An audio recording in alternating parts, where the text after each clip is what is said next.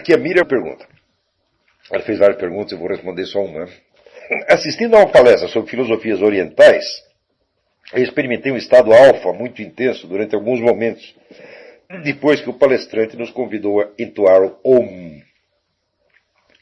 Foi uma reação provocada pela estimulação de uma área do cérebro pela frequência do som, ou o quê? Bom, o que é esse Om? Quem dá uma explicação muito bonita sobre isso é o René Guénon. No livro, eu não lembro se está no Homem e seu Dever segundo o Vedanta, ou no Estados Múltiplos do Ser. Essas três letras, A, U, M, elas significam, em primeiro lugar, vamos dizer, os três estados do homem, que é o estado de vigília, o estado de sono e o estado de sonho profundo.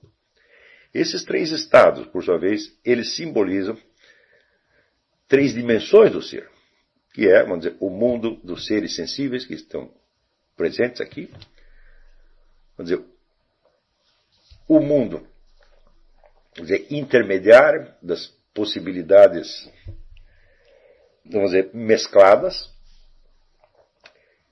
que estão, vamos dizer, por assim dizer, informes na natureza, e por fim, vamos dizer, o mundo dos seus arquétipos eternos. Né? E quando o místico hindu entoa isso, ele está pensando nessas três coisas.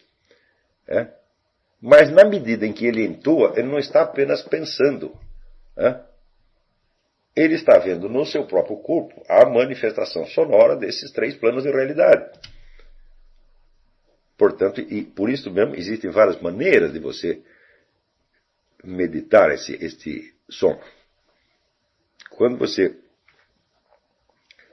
Se você está focado, por exemplo, em assumir a consciência mais nítida da sua condição, da sua presença corporal no mundo físico, você enfatiza a primeira sílaba. A. Quando se trata de penetrar já no mundo mais psíquico, que está mais ligado à respiração, ao ar, né, você enfatiza o U. E quando é para, vamos dizer, por assim dizer, apagar o mundo físico intermediário e para os arquétipos eternos, o M. Então existe uma grande diferença entre você recitar A, ou você recitar ou você recitar é tudo isso que os caras estão fazendo. Agora você ficar falando não vai dar nada. Pode dar um estado alfa. Está entendendo? Então, vamos dizer, todas essas práticas, né, elas nada significam sem a perfeita compreensão, vamos dizer, da doutrina metafísica envolvida.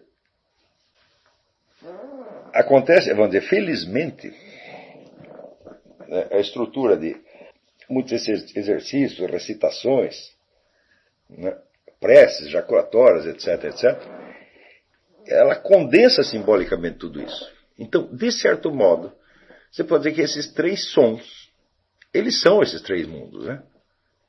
No mesmo sentido que eu estava explicando a água. Entendeu? Mas essas coisas são coisas que nós vamos deixar para depois. Tá certo? Não é, e eu acho que não é muito a hora da gente pensar nisso.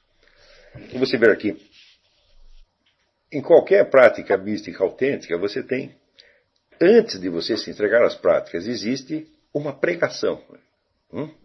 Existe uma explicação. Que o padre, o mestre, ela vai te dar. E que o exercício vai condensar, por assim dizer. De modo que você vai receber o mesmo ensinamento sob duas formas. Né? Sob forma de intelecção e sob forma de existência. Até que chega uma hora você não separa mais essas duas coisas. Você começa a perceber as duas coisas juntas. Agora, veja aqui, a partir do momento em que a consciência, vamos dizer, da componente simbólica da própria estrutura da realidade desaparece culturalmente, né? Mas muitas pessoas continuam praticando ritos de outras épocas. O que acontece?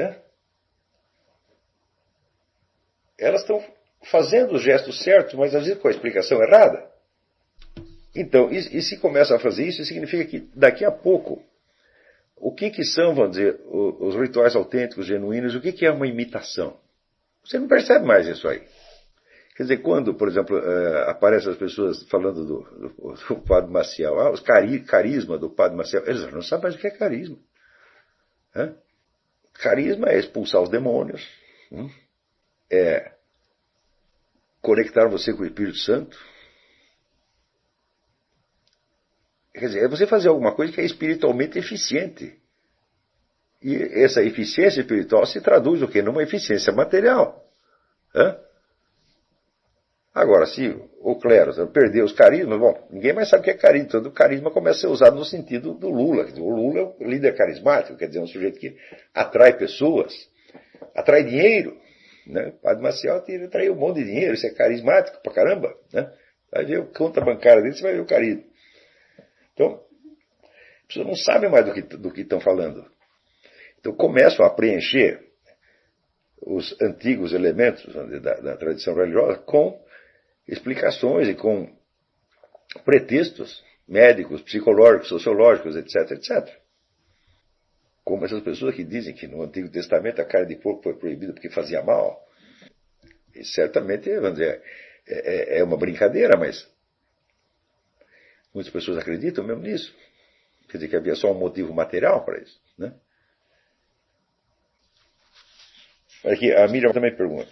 Anos atrás, a Folha Online, ao noticiar a queda de um Concorde, fez a seguinte pergunta aos leitores. Na sua opinião, o que provocou a queda da aeronave? Meu marido, que foi engenheiro aeronáutico da Embraer, trabalhou com ensaios de voo e era responsável pelos computadores de bordo, riu quando ele fez a pergunta, dizendo, você está brincando? Ou seja, ele não tinha a menor ideia do que tinha provocado a queda do Concorde. Quer dizer, o engenheiro aeronáutico não sabe isso, mas espera-se que a população saiba. Terceira autoridade suprema da sociedade, invocando a superioridade do método científico, a precisão dos experimentos científicos. E, ao mesmo tempo, a democratização do conhecimento obriga que essa ciência seja compartilhada pelo povo em geral. Quer dizer, veja, o povo tem a confiança de que existe uma comunidade que... Epa, parou aqui. Uma comunidade que tem todas as respostas. Como ela já antevê a resposta, não custa afirmar essa resposta como se fosse um conhecimento atualmente possuído por todo mundo. Às vezes, frequentemente, eu vejo esse tipo de crença, ela aparece com uma facilidade incrível.